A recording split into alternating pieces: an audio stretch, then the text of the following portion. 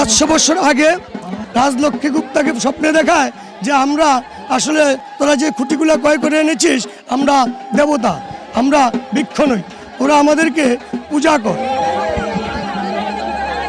নারায়ণগঞ্জের সোনারগাঁওয়ের বৈদ্যের বাজার ইউনিয়নের হামছাড়ি গ্রামে খুঁটিকে কেন্দ্র করে 3 দিন ব্যাপী গাছের মেলা বসেছে। 15ই মে বৃহস্পতিবার থেকে শুরু হয়ে মেলা চলবে 17ই মে শনিবার পর্যন্ত।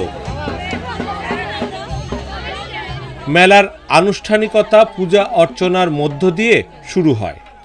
একটি গাছ বা খুঁটিকে কেন্দ্র করে এ ব্যতিক্রমধর্মী এই মেলার উদযাপন হয় বলে জানান স্থানীয়রা। তবে 3 দিনব্যাপী মেলা বসলেও পূজা ও অর্চনা হয় 2 দিন। হামছাড়ি গ্রামের বটতলায় মেলার পসরা সাজিয়ে বসেছেন দোকানিরা। এই মেলা পাগলা গাছের মেলা হিসেবে স্থানীয়দের কাছে পরিচিত। মানুষই আছিল পাগলনাথদের জন্মচুর এখানে দেওয়ার জন্য আসছি। ছেলে সন্তান বা মেয়ে সন্তান হলে এই জায়গায় তাদের চুল দেওয়া হবে, এর জন্য তাদের মনের ইচ্ছা পূরণ করার পর এই জায়গায় আসে। মানত আছে, মানতের কারণে আর কি এটা করা হয়। মানে যুগ যুগ ধরে মানে এই জিনিসটা হইতাছে যে সবার একটা মনের বাসনা আছে না, সবার পূরণ হয় দেখে আর কি বিশ্বাসের উপর আর কি সবকিছু। ওই এলাকার হিন্দু সম্প্রদায়ের লোকজন গাছের খুঁটি দুটিকে প্রতি বছর পহেলা জ্যৈষ্ঠে বিশেষ পূজা অর্চনা করে আসছেন। তবে পরবর্তীতে 2টি খুঁটির মধ্যে একটি খুঁটি হারিয়ে যায়।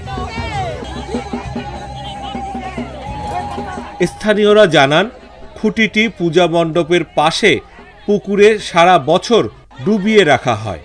পাগলা ভক্তরা ভক্তির জন্য প্রতি বছর পুকুর থেকে ওই খুঁটিটি উঠিয়ে দুধ দিয়ে গোসল করান।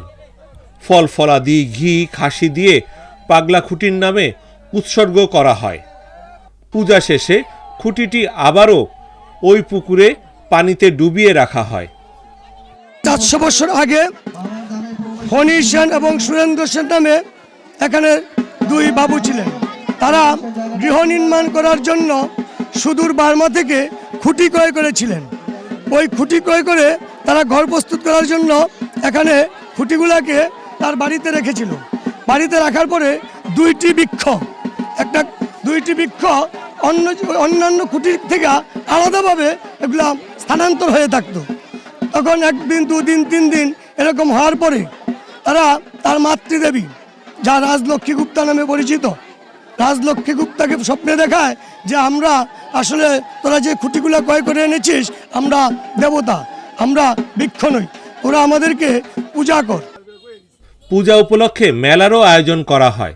দেশের বিভিন্ন প্রান্ত থেকে হিন্দু সম্প্রদায়ের লোকজন ছাড়াও বিভিন্ন ধর্মের হাজারো লোকের সমাগম ঘটে এই মেলায়।